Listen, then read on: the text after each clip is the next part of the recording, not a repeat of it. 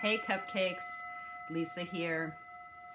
So, I really think that I understand the Knight of Swords all too freaking well. The Knight of Swords is that guy, that gal, who is like the cleverest little buck in the room, right? The guy or gal who thinks, I see the whole picture and I know what to do, right? This is the card of a kind of intellectual, arrogant ferocity, of a kind of impulsion into action that comes from this sense of seeing the whole picture, summing it all up, gathering the lightning swift sense of what it's all about and moving forward, right? There's a reason why this guy, this gal, the Knight of Swords, is the quickest of all the freaking knights. So when we come back to that weird thing I was talking about with the Page of Swords last time, where Arthur Waite says, the clouds are collocated wildly, this sort of clumping of the clouds in the background, the way in which the quality of the air becomes visible to us in what the clouds seem to be doing, that they're clumping in this way, that a clumping that echoes the ways in which the Page of Swords is a kind of grounded, kind of suppressed air. We come to the night and the clouds are streaking by. In fact, this whole world is a world of streaking motion, right? Charge! This is the guy, this is the gal who gets it and is in motion, who's leaping to conclusions, who's judged and assessed and sentenced before anyone else has hit the ground, right? So that's the Knight of Swords. For any of us who have been guilty of a kind of intellectual arrogance, of rushing into judgment, of thinking we see it all, and because we think we see it all, we think we can fix it all. Yeah, this is what it is to be fire of air. I don't want to make too much of the elemental associations, but air is a fire accelerant. Nothing like catching flame to mix fire with the movement of air. So the deck that I wanted to talk about today is actually a little bit quirky choice.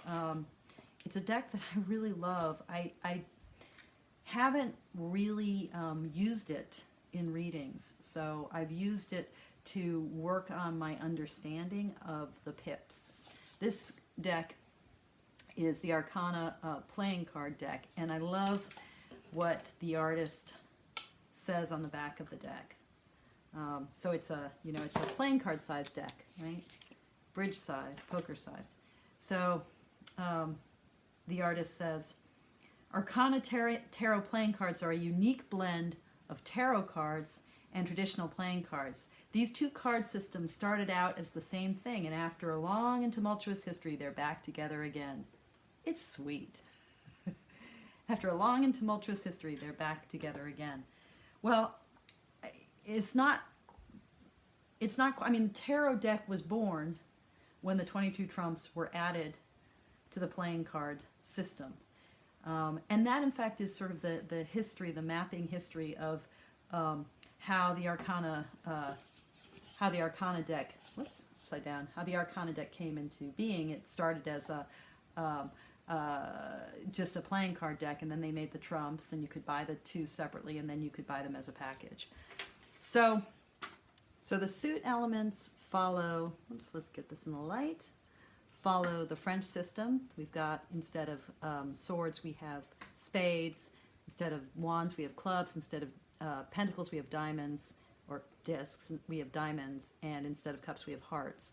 But, this deck is also a hybrid. So on the ace, particularly, we can see how we have the kind of traditional Rider-Waite symbolism, actually symbolism that goes back to the Marseille. And then we also have, an ace. And then in each corner, there's a sort of echo of the way in which playing cards are reversible. In each corner we have the symbol of the spade, but then we also have the symbol of the sword. So a hybrid, a coming together, right? A kind of mapping together of two systems. This ability of our minds to see patterns and connect, to say, okay, we've got the system over here of playing cards, we've got the system of the tarot deck over here, they are unified in their origin, let's bring them together.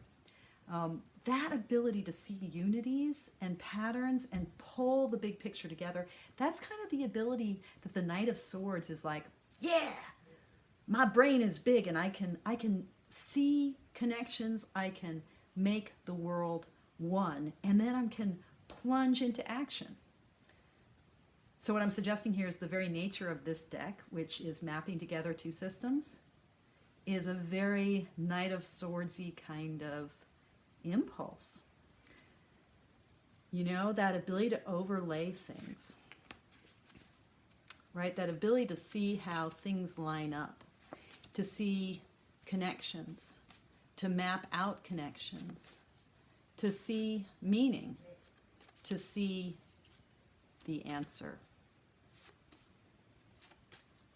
So then we come to the court cards, and again, you know, an amalgam. So the playing card system only has 3 court cards, although, as I understand it, the origin of the cards, how they come to Europe through the through Mamluk Egypt, it seems like, and I may have the history slightly off, but it seems like there were also 4 court cards, or maybe there's some contention about this. We don't have any complete total deck. So I think this might be a bone of contention, or something that the historians have disagreed about. I'll see if I can do some research before I put this up on the internet, but I might not have time to do that. But if any of you know, have studied this, refresh my memory, refresh all of our memories, and say something in the comments. Anyway, we're not used to seeing a tarot deck that talks about the page as well as talking about, the jack, right? So we have a hybrid here. We're used to a playing card system that has jack, king, and queen. Doesn't have page. It does have a knight. This is the thing, when you pull together disparate realities and you try to map on different systems, you end up with things that don't quite align. Part of the problem about that kind of Knight of Swords energy that sees the big picture and says, I get it, I'm moving forward, is that in order to see the big picture, we often have to leave out the things that don't quite fit. So some of the charm of this deck is that it pulls things together in a way that doesn't quite work.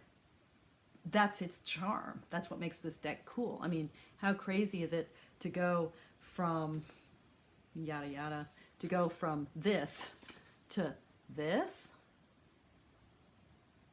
It's like a totally different register. And yet the deck brings these together and makes us see both how things do come together, and also we get to see the ways in which the seams don't quite line up. The Knight of Swords, the Jack of Swords, you know, he's often moving too fast for those places where the seams don't connect to really be apparent. This is one of the things I identify with. You know, I have this Knight of Swordsy energy, which is like, I'm moving forward, I'm doing it, I get it, I get it, I get it. And in my haste, I try to make things fit. And I try to kind of gloss over the ways that they don't fit together. I try to make everything map up and make sense. And in doing so, I kind of gloss over the lack of neatness in my activity. I move really fast. I move really fast. So there's a way in which the kind of fastness of movement, of literal movement, of going into action becomes a way of avoiding the limitations of our ability to grab it all. That said, I also just really think, this is coming into focus, I can't even tell because I cannot see. I also just think this is a really beautiful depiction. I love the engraved imagery here. I love the aesthetic of this deck. I love the backs. I love the feel, the sort of linen. I think you can probably see the, can you see the linen effect? Oops, everything's upside down. Not such a fan of some of the women figures. They look a little cartoony. But the male figures, we get two King of Swords in this. We get the really fierce, he's sitting up straight. But yeah, he's taking action. He's leaning forward, maybe contemplating that action. I'm not sure which King of Swords I'd rather have. Probably not this one if I'm related to this guy. Anyway, so the Knight of Swords, fire of air. The gal who sees the big picture and moves forward with all due haste. This knight is brilliant. This knight is heroic. And there's this dark side too. And that's the part that's really apparent to me now. The part that I can identify with in my own haste, in my own certainty that I see what needs to be done. So here's a question. What does it take to be heroic? What does it take to be brave? There's something amazing about this night. There's something that we need to celebrate about this night. And yet,